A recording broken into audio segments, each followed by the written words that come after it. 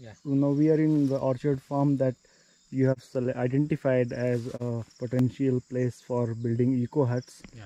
That will be funded by the Corbett Foundation and Indigo Reach, right? Yeah. So tell me something about this location, like why this location has been selected, identified. Uh, Basically, why we chose this place is because from the conservation point of view, that's what we discussed with some of our friends from TCF, and this is an ideal place for birding and also for people who want to do research and all, because there are some there are cluster of farms here. There are virgin forests here in some areas, and there are small brooks here. So from that point of view also, we have somehow identified that this is a good site for people, especially for conservationists and naturalists, and then for researchers to come and maybe have uh, a very first-hand experience of the nature, and and the experience of living in nature. How far is this place from Tamenglong town? From Tamenglong, the village is like 13 kilometers. So if you come from Tamenglong and if you come by this approach road, it'll be like some 7 or 8 kilometers. Okay, and how is the access? Like, do we get vehicles to come here? Uh, Actually, the we have to bring our own vehicle. We have to take this route. Yeah. But we have to go to the village, and we'll have some line vehicles that ply from morning and one in the afternoon. Right. And how is the connectivity between Imphal and Tamenglong? Now that the double lanes are under construction, and once that is finished, then I think it'll be very much smoother. So here we can see how big is the mango orchard, this orange orchard. I don't know how do I don't know exact how to say in acres and all, but then if I say in the number of trees, then I think it's about this area it will be around 1,000 trees, and the other farm that side will be like some another 1,000 like that, and that side also another some few thousands. Okay. So with the support from Corbett Foundation, like how long you think it will take you to make the eco hut? Based on the availability of materials and also based on how the weather plays up, so there'll be a factor. But all in all, if you can collect the materials before, if the materials, all the materials are available in Tamenglong, then maybe we can, a month will be a little less, or 2 months may be a good time. Okay. Yeah. Yeah. So as a part of exposure visit, Nambi, you had been to Khonoma Khonoma, yeah. in Nagaland Yeah. with the Corbett Foundation's team. What kind of learnings you have carried from there? I mean, what are the points that you think that you'll be able to implement? Uh, And how was the training?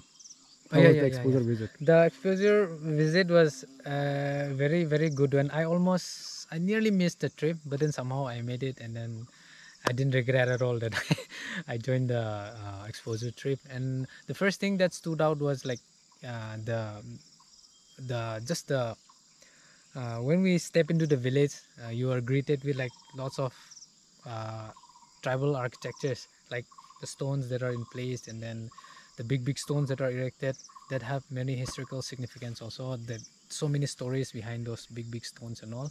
So that was the first thing that that captured my attention.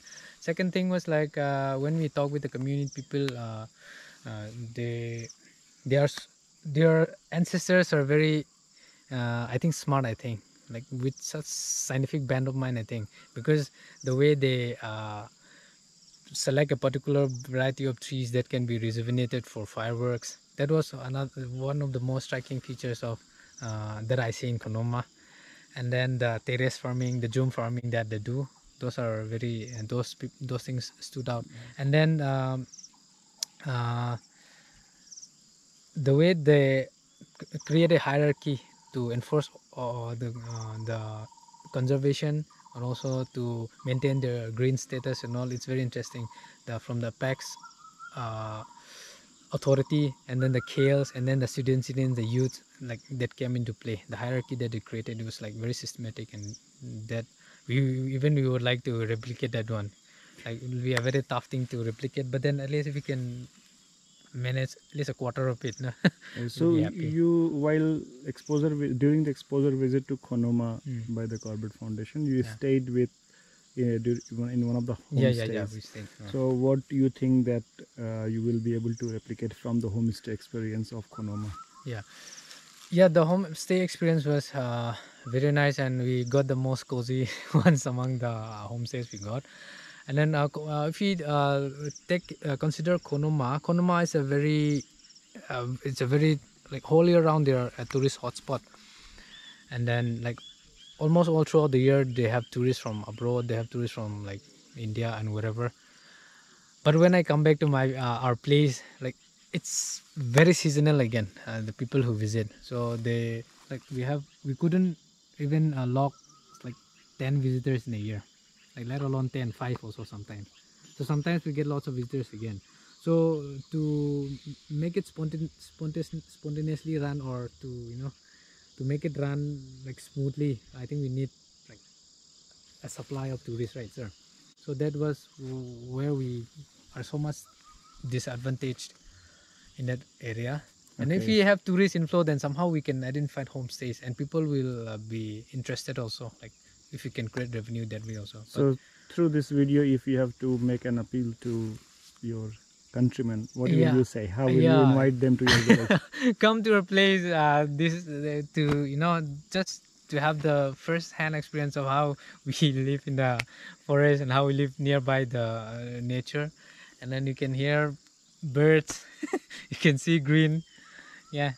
Yeah, so you'll have to tell your village name and location My precise. name is Nambi Panmai. I'm from a village called Chaengdai. It's called Akhui village also. It's in under Tamenglong district of and state is under Manipur state. So Thank this you. is thank you.